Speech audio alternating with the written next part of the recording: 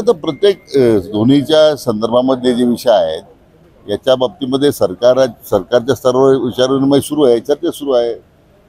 मला वाटतं लक्ष्मण हाकेंनी आता त्यांच्या उपोषणही स्थगित केलेलं आहे. तर मला वाटतं मार्ग निघेल. म्हणजे दोन्ही बाजूंना शेवटी मराठा आरक्षणाचा मुद्दा तेवढाच महत्त्वाचा आहे, तितकंच महत्त्वाचा ओबीसीच्या मागण्याचा सुद्धा आहे. असं आहे की मुळात आरक्षणाचे आंदोलन हे आता भरकडत चाललेले आहेत. याचं गांभीर्य कमी झालेलं आहे.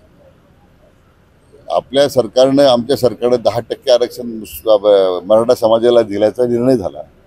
सभागृहात एकमुखी निर्णय झाला.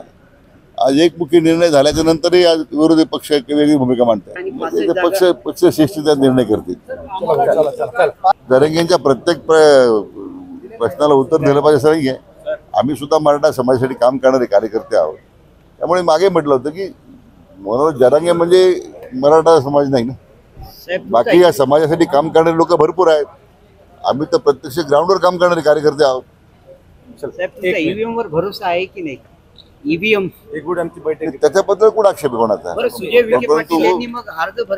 की तो उमेदवार होता, त्यांनी त्यांनी सांगितलं अगोदरच की कार्यकर्त्यांचा इतका आग्रह होता की आम्ही काम केल्यानंतरही जर असे निकाल येत असतील म्हणून त्या आग्रहासह त्यांनी तो निर्णय केलेला आहे.